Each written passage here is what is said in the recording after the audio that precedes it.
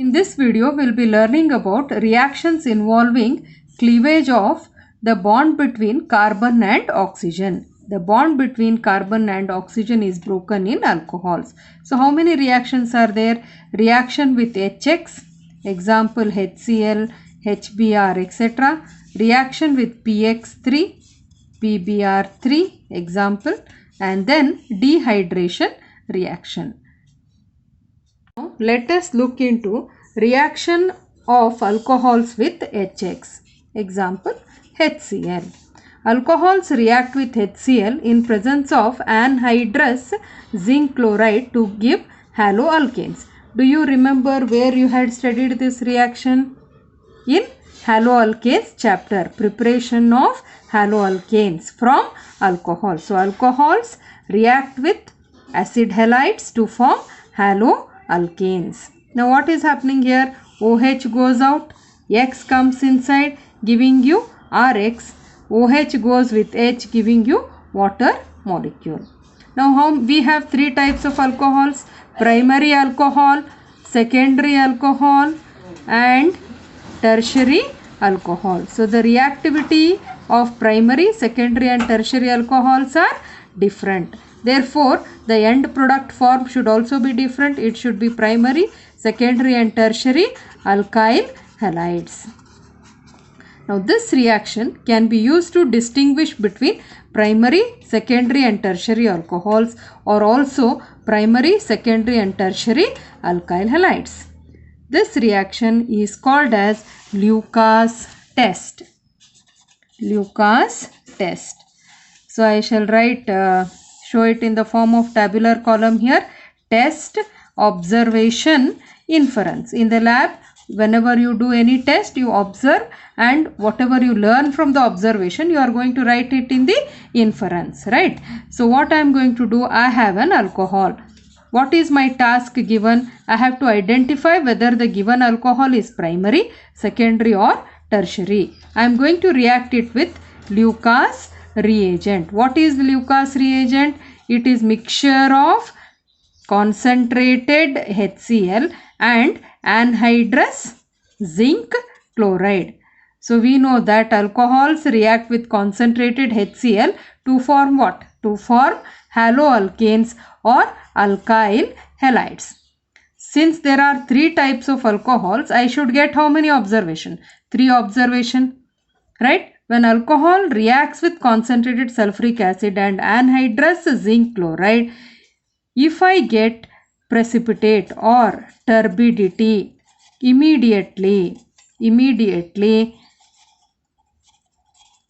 it means tertiary alcohol is present or tertiary alkyl halide is formed. If turbidity appears after 5 minutes, then it is secondary alcohol. If turbidity does not appear or no turbidity, then I identify it as primary alcohol. So, whenever you react alcohols with concentrated HCl and zinc chloride, you can identify the 3 types of alcohols. If you get turbidity or precipitate immediately, it is tertiary. If you get precipitate after 5 minutes, it is secondary. No precipitate, it is primary alcohol. And what is formed during this reaction? Alkyl halides are formed in the range secondary, primary and tertiary alkyl halides. Coming to dehydration of alcohols. What is D? D means remove. Hydration means what? Water. Hydra refers to water. So, removing of water is called as dehydration. So, removal of water from what? Removal of water from alcohols. If I remove water from alcohols, what do I get? I am claiming that we get what? We get alkenes. So, if I want to bring about a dehydration of alcohols, somebody should be there to take away water molecule, and who is that somebody? It is concentrated H2SO4 or concentrated phosphoric acid H3PO4. So dehydration of alcohols give us alkenes. Now I have a molecule of an alcohol here. I have written the complete structural formula. Functional group is here. So I am going to make use of concentrated H2SO4, which is a very good dehydrating agent. What is a dehydrating agent? Something which removes water molecule. So what concentrated H2SO4 does? It removes one hydrogen from this carbon atom and OH from another carbon atom. There is removal of water.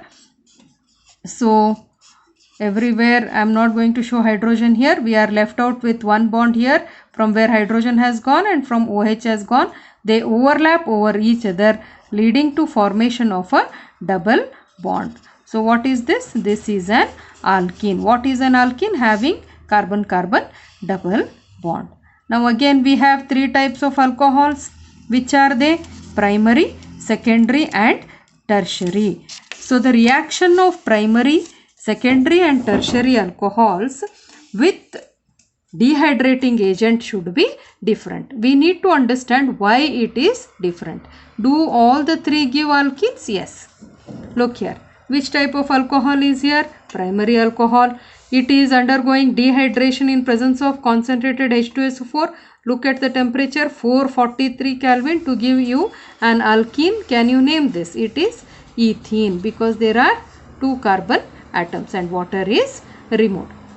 Now which type of alcohol is this? It is a secondary alcohol, right? OH is attached to secondary carbon atom. So I am in place of H2SO4 I am using 85% phosphoric acid and not 100%. And what is the temperature here? 440 Kelvin. So what is removed here? OH and H from this CH3 group, or you can take H from this. So what do I get? CH3 is already there. I have taken out one H from here. So what is remaining? CH2, and this bond will overlap with this one to give you a double bond. So you again get an alkene having how many carbon atoms? 3 carbon atoms. Now we will look into tertiary alcohol. So I have tertiary alcohol here. Look at the concentration of phosphoric acid. It is only 20% and the temperature is 358 Kelvin. OH is removed from here. H from CH3 is removed. So what do I get? So these two CH3s I am going to keep it as constant. One hydrogen has gone. So CH2, OH has gone with that. H2O is removed. There is formation of a double bond and it is an alkene. So in all the three cases, primary, secondary and tertiary alcohols give you alkenes, no doubt. But we are using different temperature and different concentration of acid. Why is it so? Now look at this. This is tertiary, this is secondary and this is primary. I am going to make it as carbocation. So carbocation, carbon carrying positive charge. Now in case of tertiary alcohols, there is formation of a tertiary carbocation when OH is removed, and this positive charge on carbon atom goes on reducing, it goes on diminishing because of electrons being donated by these electron donating groups. So due to plus I effect, the intensity of the positive charge on the carbon atom goes on decreasing. As a result, the tertiary carbocation becomes more stable. When it is more stable, it will not run behind OH group to hold it. Therefore, what is the concentration of acid required here? Only 20% of phosphoric acid we are using, and what? And temperature of around 348 Kelvin or 358 Kelvin. Now if I look at secondary carbocation, here how many electron donating groups are there? Only 2, right? So what is the intensity of positive charge on carbon atom? No doubt it reduces, but not as much as tertiary. Therefore, the concentration of phosphoric acid required here is more than 20%. Now if I take primary, are there any alkyl groups to donate electrons to the carbon atom? No alkyl group. So the positive charge remains as it is. Therefore, to remove OH group from here, you need to use around 85% of phosphoric acid or sulfuric acid and a very high temperature to remove OH group. For tertiary alcohols react easily with concentrated sulfuric acid or phosphoric acid compared to secondary. Secondary reacts more easily than primary alcohols. It means which is more reactive? Tertiary alcohol is more reactive. Now let us learn mechanism of dehydration of ethanol. What is mechanism? It is path followed by the reactants to form the end products. What is dehydration? Removal of water. Removal of water from alcohols give us what? Give us alkenes. Very good. So alkenes, how do we get alkenes from alcohols?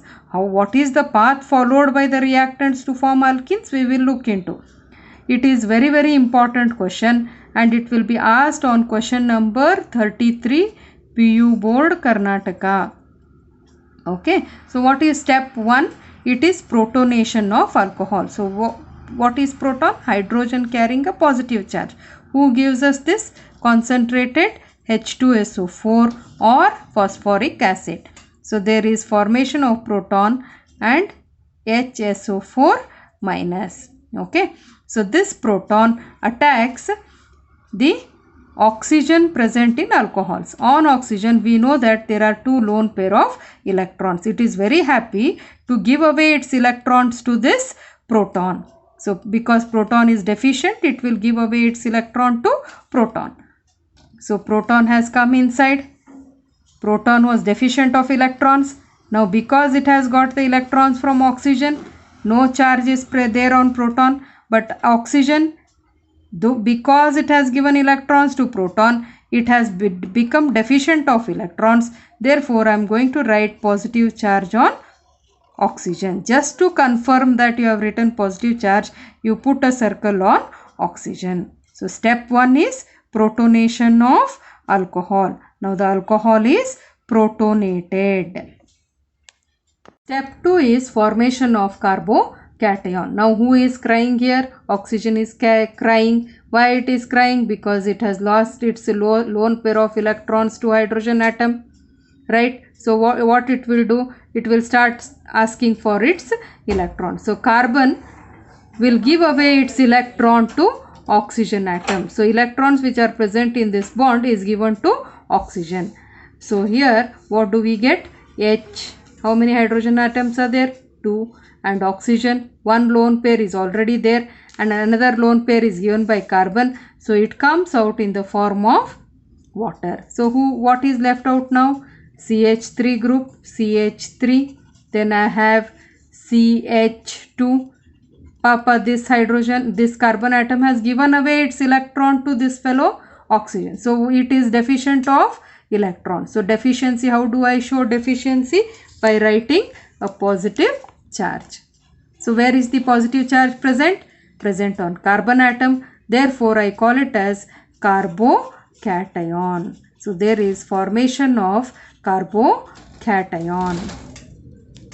Step 3 is deprotonation of carbocation. So we know that charged species are unstable. So this molecule wants to become stable. So one of the hydrogen atoms from here will donate its electrons towards these carbon atoms, leading to formation of a double bond and proton is released outside. Once double bond is formed, we call it as an alkene. What will this proton do? It will react with HSO4 minus, giving you H2SO4. So what are the 3 steps involved in preparation of alcohols? Mechanism. Step 1 is protonation. Step 2 is formation of carbocation. And step 3 is deprotonation. So you need to practice these mechanism for maybe 10 to 20 times, because 100% it will be asked in the board exam. You should be very careful regarding these positive charges which are present. If you don't write a positive charge, you will lose all the marks. It is a 3-mark question. Thank you.